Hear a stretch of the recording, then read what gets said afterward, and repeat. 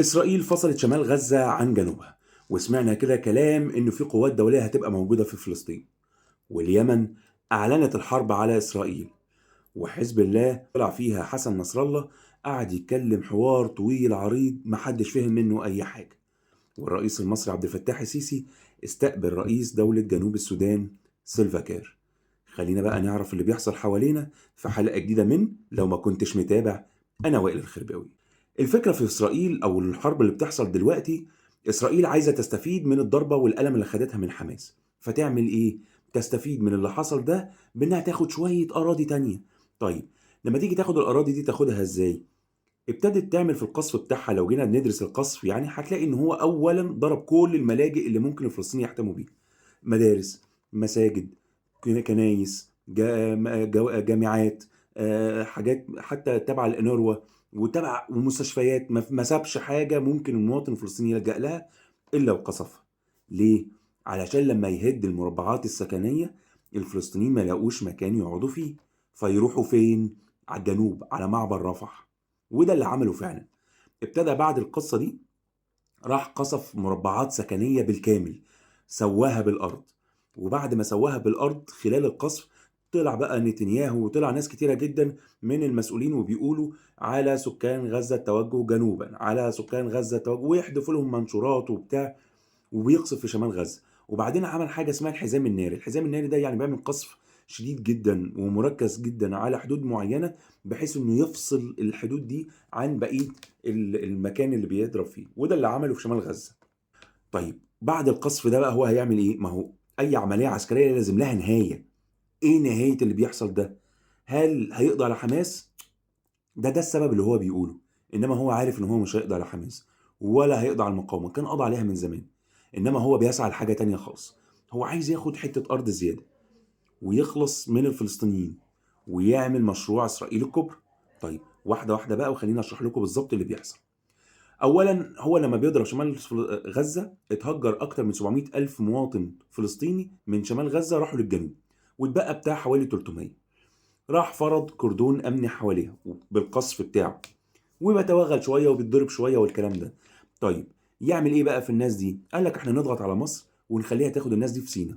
طيب، اضغط عليه. مصر رفضت القصه دي جمله وتفصيلا، وشرحنا الموضوع ده كده قبل كده. اسرائيل بقى علشان تدي لك بقى الحل اللي هي عايزاه لازم ترمي لك كارت تاني انت ترفضه، وبعدين ترمي لك كارت تالت اللي هو انا عملت اللي عليا بقى خلاص. انا جيت لك مره واتنين، ما عنديش حاجه تانية اعملها، قدمت كل الحاجات. طبعا ده الدعايه اللي هو هيقولها لك. طيب، ايه الحاجه التانية اللي رماها بقى؟ جه قال لك انت عندك بتاع 6 مليون شقه موجوده في منطقه العاشر من رمضان و6 اكتوبر. الشقه دي ثمنها 16000 دولار، احنا هندفعها لك وهنشتري 2.5 مليون شقه لسكان غزه كلهم. خلاص، وهنسدد جزء من الضرائب المديونات بتاعتك، وهندعم الدولار، وهنعمل مشاريع ونظبط لك الدنيا فالدنيا تمشي. ها، طبعا مصر رفضت. قال لك اوكي، يبقى الحل التاني، تعالى بقى يا فتح امسك مكان السلطه، اعملوا بقى دوله، عشان احنا كده مش هينفع نعيش مع عصابات. ده كلام انا بقول لك وجهه نظر بتاعت اسرائيل يعني. مش هينفع نعيش مع عصابات، فتعالى يا فتح اعملي بقى دوله بقى فلسطينيه من ضفه وغزه وقعدوا مع بعض. فتح طبعا قالت لا يمكن نعمل الحركه دي. ليه؟ لانه لو جه دخل بعد ما اسرائيل تضرب في حماس وياخد منهم الارض ويبقى هو الحاكم، ده معناه ان هو دخل برعايه اسرائيليه، وده مش الواقع. فمش هينفع انه يخش عشان ما يعملش تقسيم ما بين الشعب الفلسطيني. حلو كده؟ بص بقى الخازوق اللي هنلبسه. قال لك اوكي، طيب لحد ما القصه دي تعمل احنا بقى ايه عايزين؟ قوات دوليه. قالوا له قوات يعني متحده؟ قالوا لا، قوات دوليه. طب منين يا اسرائيل دوليه؟ قال لك وانا ليا غيرهم؟ امريكا وفرنسا وبريطانيا وايطاليا والمانيا، ونجيب لنا دولتين عربيتين ولا حاجه. طيب، وبعد ما تعمل كده نعمل ايه؟ دول بقى يضمنوا الامن بقى جوه غزه لحد ما نعمل حل الدولتين. طيب، ولحد ما نعمل حل الدولتين لو حصلت اي مشكله ايه اللي يحصل؟ حماس هتعمل ايه؟ ما هي اسرائيل هتسوف، فحماس تعمل ايه؟ تضرب مين بقى؟ القوات الدوليه. فيوم ما حماس تضرب هيقف لها بقى امريكا وبريطانيا وفرنسا والمانيا. وعايز تقدر تسد؟ اتفضل. طيب، ما سدوش، هيعملوا الدول دي ايه بقى؟ ما هو مش هينفع يفضل قاعد في البؤرة دي، فهيزقهم فين؟ ناحيتك انت في مصر. طب مصر رافضة، ابقى اعترض. ايوه اعترض على مين؟ على المانيا وفرنسا وامريكا، يبقى اعترض. عرفتوا بقى او المشكله بتاعتنا جايه منين؟ من قصه القوات الدوليه. عشان كده مصر رفضت وجود قوات دوليه جوه غزه. مش هينفع يبقى في قوات دوليه، ومش هينفع نهجر، والحل الوحيد هو حل الدولتين فقط لا غير. خلينا بقى نيجي في حته تانية. ايران ايه اللي دخلها بحماس؟ ايران طلعت اكتر من مره وقالت ماليش دعوه، صح؟ صح. حسن نصر الله طلع امبارح وقال ملهاش دعوه، لكن السلاح بتاعنا بتاع ايران، واللي علمهم على السلاح ايران، واحنا اللي دخلنا المقاومه الفلسطينيه من جنوب لبنان لفلسطين، بس ايران ملهاش علاقه. ايه القصه بقى؟ عشان احكي لك القصه دي لازم تبقى عارف ان في خطه اسمها الشرق الاوسط الجديد. الشرق الاوسط الجديد ده كان خطه محطوطه من كذا حد، منهم اسمه برنارد لويس. برنارد لويس ده راح عامل خريطه جميله جدا، تحفه، وقال لك احنا ليه نفضل قاعدين مع الدول العربيه المتخلفه دي طول عمرنا؟ احنا عشان نقضي على الارهاب لازم نخلي الدول العربيه دي اكثر ديمقراطيه. طب هتخليها اكثر ديمقراطيه ازاي؟ قال لك نقلل عدد الدول. هتوحدنا يا حبيبي؟ هتوحدنا اخيرا؟ قال لك لا لا، الموضوع اكبر من كده. انا مبدئيا كده الامارات وقطر وعمان والبحرين والكويت وحته من العراق مش عجباني مسميات، هنسميها دوله شيعيه تابعه لمين؟ لايران. وقال لك السعوديه هيبقى فيها جزء من الجنوب، اللي هو الناحيه اللي عند اليمن، ها، اللي بيحاربوا فيها بعض، اللي بيحاربوا جماعه الحوثي. جماعه الحوثي دي اللي مدعومه من ايران، بس عشان نربط بس الحاجات. اليمن هتكبر سنه، تاخد حته من السعوديه من الشمال، والاردن تنزل تحت سنه كده تاخد لها جزء من السعوديه، وتبقى مكه والمدينه دي دوله مدنيه، دينيه انا اسف، زي الفاتيكان كده، ومنزوعه السلاح ومنزوعه الجيش ومنزوعه كل حاجه، وتبقى قوات دوليه اللي بتحميها، وخلصت على كده. تمام. ويقسم بقى السودان، خد بالك برضو السودان عشان هنرجع لها، لشمال السودان وجنوب السودان ودارفور، واللي بيقسمها شمال وجنوب وشرق.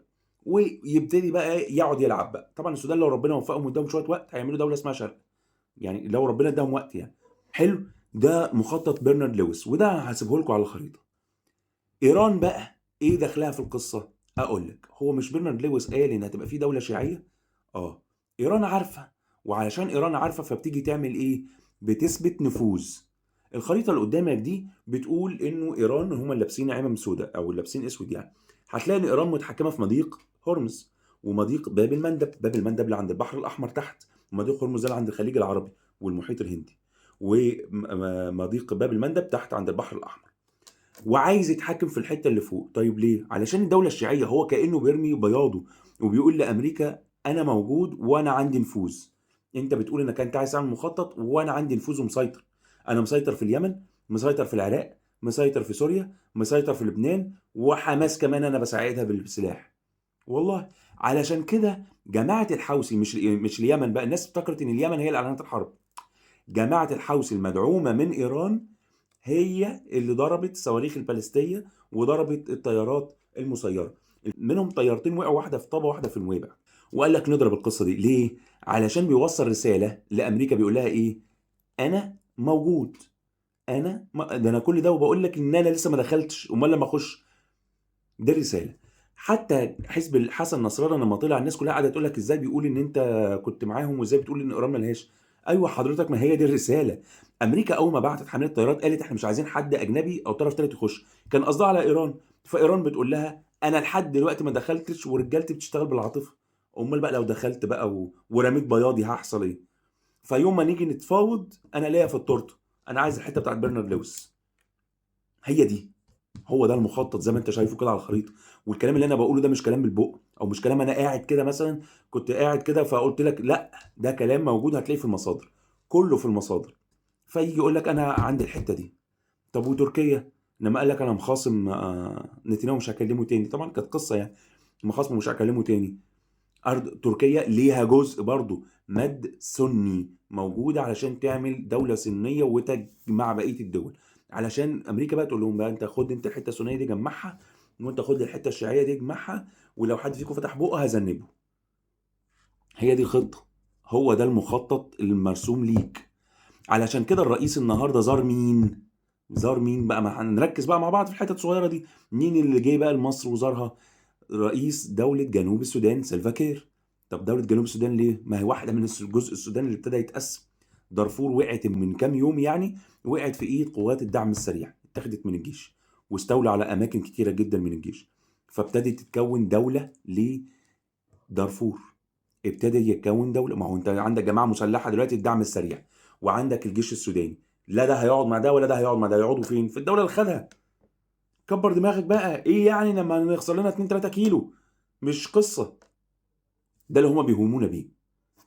دي القصة باختصار بتاعت غزة وحسن نصر الله. الكلام الناس ما فهمتوش، لو جيت فهمته دلوقتي وشفت الخريطة وبتاع هتعرف هو كان بيقول رسائل، هو قاصد يوصل ايه ويعمل ايه. وعلى فكرة حماس ما بتنفيش القصة دي، هم فعلا واخدين سلاح من ايران، وهم فعلا بينسقوا مع ايران. وطلع اكتر من مرة وقال لك احنا نسقنا مع ايران من يوم 8 اكتوبر، اللي هو بعد العلقة اللي ادوها لاسرائيل على قفاها. هي دي القصة باختصار. الهدف تكوين وطن بديل ومخطط برنارد لويس، وان شاء الله مش هيحصل باذن الله. طيب مش هيحصل ازاي بقى؟ اللي جاي ده وقت توزيع خريطة العالم. فالدولة اللي هتكمل هي الدولة التي تملك تحالفات كتير. ركز بقى في الكلمتين اللي هقولهم لك دول. الدولة اللي هتكمل هي الدولة اللي بتملك تحالفات كتير، هي اللي هتسندها. مصر الحمد لله دخلنا البريكس، تحالف دولي قوي جدا واقتصادي، وكمان في تحالف عربي ما بين مصر والإمارات والسعودية والبحرين. من فضلكم قصة المزايدات بلاش نزايد على بعض. هو مش معنى ان في انتفاضة ومعنى ان في فلسطينيين يعني في حرب ما بينهم وبين الاسرائيليين ان احنا لازم ننظر على بعض ونشوف مين الدولة اللي هتعلم على التانية. احنا مش داخلين سباق، ما تعملوش كده يا جماعة، مش صح. احنا لازم يبقى في تحالفات. اللي احنا بنعمله ده بندمر التحالفات بتاعتنا. من فضلكم خلوا القيادة تتصرف، ايا كان القيادة في دولة دي او القيادة في دولة دي. بلاش نقعد ننظر على بعض. احنا مش بننظر انت تعرفش، مش كل المعلومات عندك عشان تقعد تنظر سواء على السعودي او سواء على المواطن الاماراتي او سواء على المواطن البحريني او سواء على المواطن السوري او سواء لبناني او مغربي او جزائري.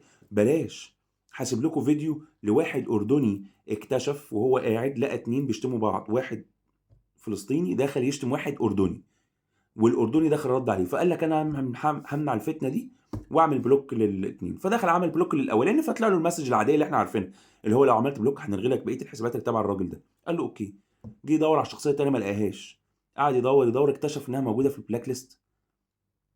طب هو اتحطت ازاي في البلاك؟ هو علشان عمل بلوك للاولاني اكتشف ان الاثنين واحد. يا جماعه دي وحده المستعربين الموجوده في اسرائيل، انا مش بقول كلام برضو اعتباطا، دي وحده موجوده وبيبتدوا يخشوا يعملوا فتن ما بين الدول وشعوبها. مالناش دعوه بحد، احنا مش نظار على بعض. الناس اللي عايزه تقاطع قاطع، واللي مش عايز يقاطع عنده حجته وحجه سليمه جدا. ما تبقاش عامل زي اللي داخل خناقه لقى ابوه بيتخانق راح ماسك الشومه ونزل دور ضرب في الناس كلها، وراح لابوه قال له يا ابوه انا دمرتهم خلاص. ايوه بس فتحت دماغ ابوك. انت مسكت الشومه فتحت دماغ ابوك، ضربتهم بس فتحت دماغ ابوك. خلي بالك انت وانت بتقاطع، دي شركات مصريه موجود فيها عماله مصريه، مش احنا اللي هنقرر لهم يعيشوا ازاي. ما ينفعش تيجي تقول له انت خلاص احنا بقى مقاطعين فانت معلش استحمل بقى شهرين ولا 3 كده ما تصدعناش، وما تاخد وان شاء الله لما الشركات تكبر تبقى تشتغل. مالكش انك تقول الكلام ده. لينا ان احنا ندعم المنتج بتاعنا، لازم ندعم المنتج بتاعنا علشان يوفر لنا عمله، علشان الناس تشتغل، علشان الصناعه تقوم، ده مهم. اعملوه. لكن بلاش ننظر على بعض. ما انت مش معين اللي علينا ناظر وتقعد تقول الفنان مين ده اللي وده لا حبيبي، الفنان ده شغال. يعني انت تقدر انك انت تروح الشغل بتاعك تكلم مديرك تقول له معلش انا مش هقدر اجي ليه؟ والله معايا اصل انا اتفرجت على الاخبار نفسيتي متدمره مع غزه. هيجي يسحلك من قفاك ويقعدك على مكتبك ويشغلك غصبا عن عينك. والله بكلمك جد. طب اعملها كده، كلم مديرك وقول له بقى مفيش الكلام ده يا جماعه. مفيش الكلام ده، ما ننظرش على بعض. اللي عايز يعمل حاجه يعملها وشايف ان هي دعم لاخواتنا اعملها، طالما انت شايف انه صح اعملها. انما ننظر على بعض، يعني انا اقعد اقول اصل الناس اللي اتقطع دي ناس ما بتفهمش، واصل انا مالي انا انظر عليه ليه؟ انا راجل وقلت وجهه نظر، انا مقتنع بحاجه وقلتها. التاني انا ما ضرنيش بس انا بشرح له. طب هو ممكن يكون عنده وجهه نظر في حته تانية، وعلى فكره ممكن تكون سليمه برضه، مش معنى انها يعني ان واحد صح ويبقى التاني غلط. بس ننظرش على بعض، ما نحملش على بعض زياده عن اللزوم. يا جماعه مش ممكن. هو قصه السوشيال ميديا دي الكل بقى يقلد، والكل يقول لك ونحارب. تحارب ايه وانت بتدور عشان تاخد تاجيل؟ انت ما تمس يا جماعه، هو احنا مش قاعدين في نفس البلد دي ولا ايه؟ ده انت لما بتاخد تاجيل تنزل تزغرط، دلوقتي عايز تحارب؟ ايه الاماره؟ ده لما البصل زاد عندك شهر انت بقيت تصرخ. انت فاكر ان الحرب هتحصل هتمشي تتمشى في كارفور تجيب جبن؟ انت فاكر انك هتلاقي الكلام ده؟ انت لو لقيت الجبن تعالى بوسني، مش هقول لك تعالى اعمل حاجه. ايه يا جماعه ده؟ مش هينفع. مش هينفع ننظر على بعض، نهدى. الدنيا اصعب من كده بكتير، والمخطط اللي بيحصل ده مش سهل وحاجه تقيله. فنركز كده مع بعض ونستهدى كده بالله. والحل بتاع القصه دي كلها الوعي، انك تفهم بس. مجرد ان انت فهمت خططهم اتدمرت. ونهدى كده، وان شاء الله ربنا ينصر اخواتنا في كل مكان، وان شاء الله ربنا يخفف على اهلنا في فلسطين باذن الله. انا وائل الخرباوي، ودي كانت حلقه من لو ما كنتش متابع.